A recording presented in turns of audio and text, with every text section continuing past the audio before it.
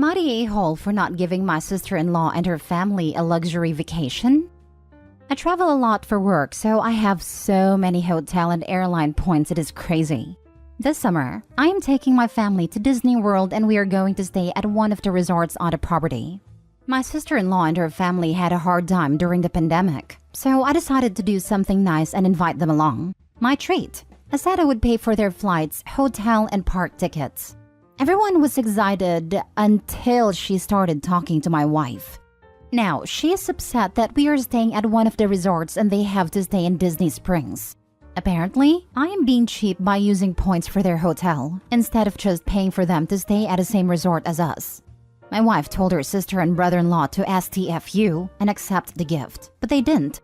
They told my in-laws that I was making their kids jealous by not letting them enjoy the same stuff as us. To be clear, the hotel I booked for them is very nice. It's just not the Grand Floridian.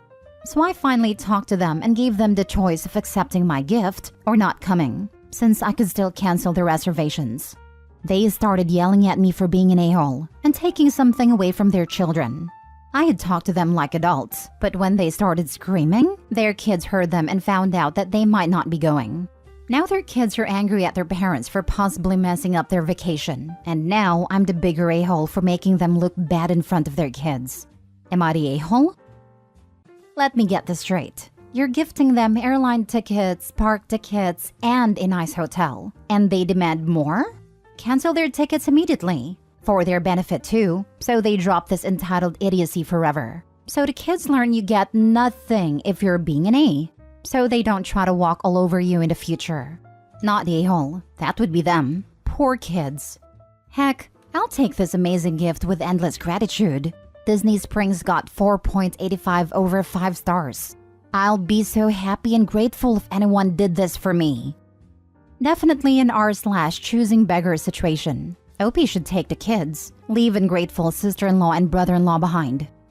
Your sister-in-law could have chosen this route. Your uncle is just amazing and is offering us this unforgettable trip. We will be staying at a different location but doing all the parks and activities together. This will give us a chance to have some time with just us as a family too. Aren't we lucky to have such generous people in our family? We are really so blessed. But alas, I want more. Based on what Opie wrote, it seems the kids did know how lucky they were and are angry at their parents for potentially messing this up. Sad that the kids are more mature than their parents. Just take the kids. Leave those entitled parents. Next story. Am I the a-hole for not putting my sister's wedding expenses on my credit card and humiliating her? I, 27 female, was the only person in my family to go to college and get out of poverty. My family is from a small town, and we struggled a lot growing up. I got out, but it's hard because I make good salary now and my family expects me to share it. I still have student loans and bills to pay, but they seem to think I'm rolling in money. I also bought an apartment in 2019, and when my parents found out, they called me selfish and wanted me to pay for their expenses. I have loaned money to my parents, about $800, and they forgot they borrowed money and claims I forgot that I gave it as a gift and said they didn't need to repay. My sister and I used to have a good relationship, but once I left for college and did better, our relationship got more strained. She got married, and I came back a few days before the wedding to help her set everything up. We went to the grocery store and she bought $1,700 worth of groceries as we were cooking it for the wedding. Her card was denied, and she tried a few but they were all denied. We stepped aside and she called a credit card company to find out she nearly maxed out her cards. She started to panic and checked her account and found out she has $200 left in her checking account. I told her to check her savings and she snapped back she didn't have any, and our mom checked her card and still had $600. So she said she would cover $600 and volunteered me for the other $1,100. I told them I didn't have the money. I did, but I don't think my sister would have the money to pay me back. My sister demanded to see proof that I had maxed out my credit cards and I didn't have any money in my checking. And I told her I don't have to give her proof, I just don't have the money. She started crying and yelling at me that I was looking down on her for being broke, and she knew I have the money. I'm just being stingy. My mom started on me too, telling me that people are staring and people are going to gossip about this. and I was humiliating my sister for making it seem like she couldn't even afford her own wedding. I had enough and walked out. I told them I'd had it with them, expecting me to pay for everything. I walked back to my parents' house, and my sister sent me a text saying I was no longer welcome to the wedding. I drove home without another word, and I'm wondering if I should have just put the groceries on my card to keep the peace. People are going to gossip about this, and I was humiliating my sister for making it seem like she couldn't even afford her own wedding. Shaking my head, she can't afford it. She did this herself. Not a holopy and stop playing ATM for the family. I'm still in awe at $1,700 worth of groceries. That sounds like a feast. Not a holopy. I've discovered that people who never really had money don't understand that you can't just spend willy-nilly when you're in a better financial situation. You still have to pay for housing, food, bills, insurance, savings, etc. You may do well now, but you need a safety net should anything happen and you can't work. You don't owe your family anything. There is always a way out of a bad financial situation if you're willing to research and do the work. I'm stuck at she had $1,700 in groceries in her cart and had no plan to pay for them. You can't convince me that she wasn't aware of her balance or how close to limit she was. She walked into that store, loaded those carts, fully expecting her sister to pay. She created a situation, brought on her own humiliation, and seeded a rumor mill. She should have been prepared with a budget and guaranteed payment before placing one item in her cart. Not a holopy. Your sister and your parents are a-holes. Not the a-hole. You didn't make it look like she can't afford her own wedding, because she actually can't afford her own wedding. Setting aside the weddings are already grossly overly expensive. It's clear she didn't plan, save, or budget well for this. None of which is something you're responsible for. If the family is just going to treat you like a piggy bank, then just removing yourself from the situation sounds like the best move. Next story. Am I the a-hole for refusing to pitch in money toward my sister-in-law's IVF treatments and telling her and my brother that their future children are not my responsibility? My brother Reed and sister-in-law Nora have always wanted children. However, they are unable to conceive naturally. Nora had multiple ovarian cysts and eventually needed to have both her ovaries removed as a teenager. Reed and Nora are in their early 30s and are very urgent about needing to try sooner than ever because they say they are approaching an age where IVF success rates start to decline. Because of Nora's past medical issues, I am told that she will need extra care and her round of treatments will be especially expensive, a little over $27,000. Reed and Nora already have $9,000 set aside in savings for IVF treatments. They've raised $1,000 from friends. The rest of the family is pitching in smaller amounts as well. My mother is giving $2,000. Nora's sister Lauren is giving $1,000. And her parents are giving $4,000, which leaves about $10,000 left. Their insurance will not help to cover it because they don't consider it a medically necessary procedure. Reed and Nora have also had difficulty qualifying for an IVF loan as they have poor credit.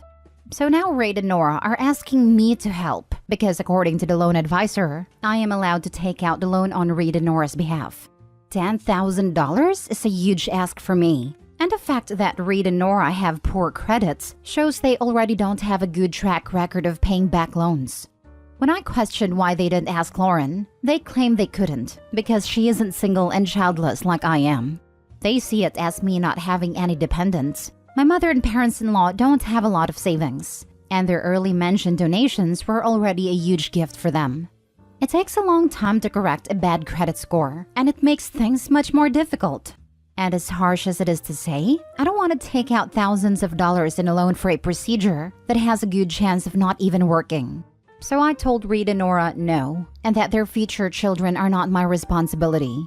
I also wanted to put my foot down now, because next it's gonna be a private school tuition or a college fund, and that shouldn't be my responsibility just because I am currently single and childless. Nora was obviously disappointed but told me she respected my choice.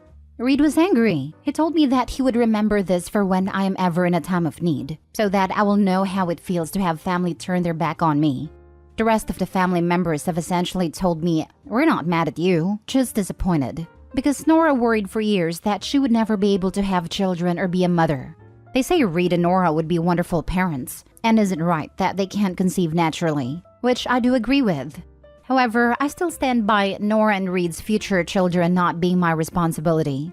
I don't think it's fair that I should delay or give up the possibility of starting my own family in order to finance Reed and Nora's. Am I the a-hole?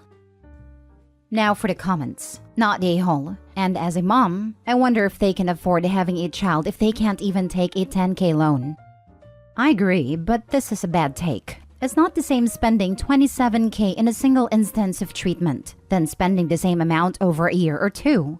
I don't have 10K right now, nor can I take a loan for that amount, but my salary would be more than enough to sustain me and a child and even save a little over time. It's not a bad take, because you can qualify for the hypothetical loan, and this couple cannot. If they don't have $10 for the procedure and their credit is too poor to qualify for the loan, they can't afford a child. Yeah, it's not a bad take, especially for the first few years of the child's life where basically one parent is crippled if you're middle class or below, taking care of the child and not earning. Not to mention they're already struggling to keep their finances up without children. Not the a-hole. Oh hell no, you are not the a-hole. That is not your responsibility. I'm sorry they're struggling, but common sense would beg the question, if they cannot afford IVF, how could they afford a child? The treatment may not even be successful. In addition, being single and childless/child-free doesn't mean you don't have your own obligations and causes to which you'd want your money to go. Best of luck to you. Also, being single and childless/child-free doesn't mean brother/sister-in-law are entitled to OP financing their dream. It's a shame for anyone who wants children to have to deal with not being able to have them, but that doesn't mean OP is obligated to fund this procedure. If anyone, it should be her parents scraping the rest together to help their daughter. I'd hate to think the family is making this about OP having a snooty child-free attitude, or OP enforcing their convictions onto others. It's not about that at all, and just brings us back to OP not being obligated to fund this, regardless of his/her choice and lifestyle.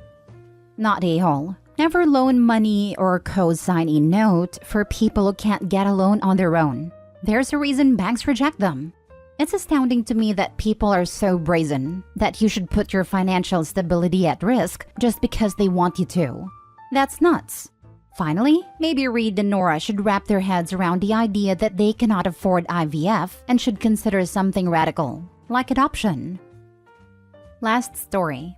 Am I the a-hole for telling my brother it was a dumb decision to invite his new girlfriend over for our nephew's birthday, and I understand why our brother-in-law invited him? My 20 male brother Ron, 27 male, met his late girlfriend Linda when they were 16, and they started dating shortly after. To say the family adored her would be an understatement. Linda was beautiful, smart, and had an amazing sense of humor. She's been part of the family for so long that most of us don't remember a time without her. Most of our best memories have her in them. Linda was very close to my nephew Drew, 6 male. Drew is disabled and autistic, so he has a hard time connecting to other people. I don't know how to describe the relationship between Drew and Linda. They just sort of clicked. From the moment he was born, she was his best friend and would often watch him over. Sadly, Linda passed away at the end of January after she was hit by a drunk driver. They were still together when that happened. The entire family was devastated and we are still mourning her. Drew took it especially hard, since he doesn't really grasp what death means yet. He constantly asks where Linda is and when she'll be coming back, sometimes going as far as having full-blown meltdowns because he misses her so much. He is currently attending therapy to learn how to process his grief, but it's a slow progress. Drew's birthday is in 2 weeks, and my sister and brother-in-law sent out invitations to everyone in the family asking who can come.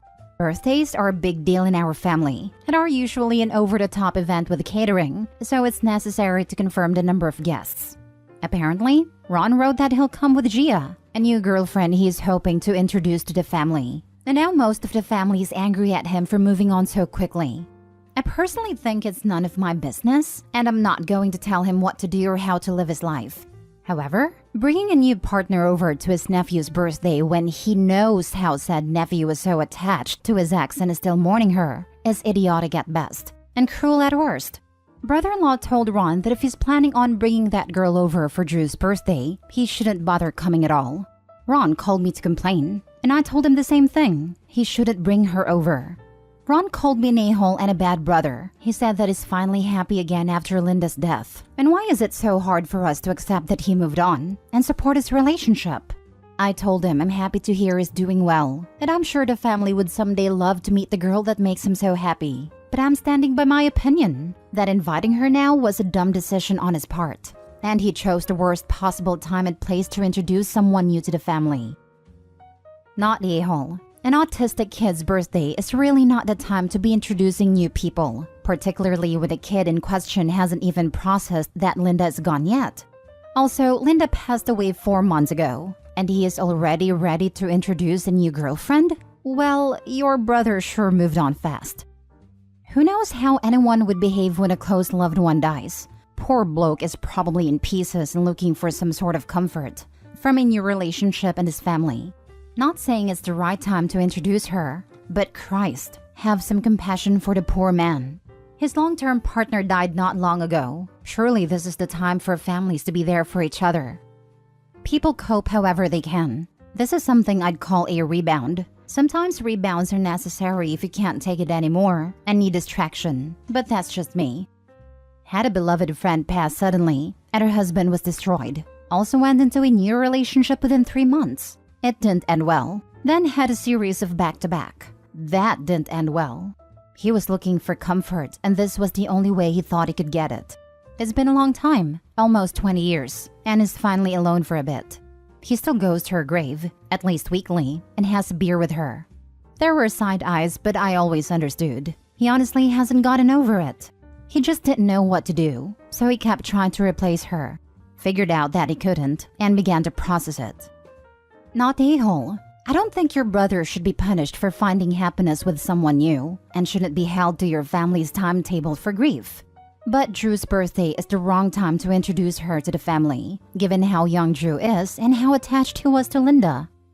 Regardless, the autistic nephew's birthday is not the place for this.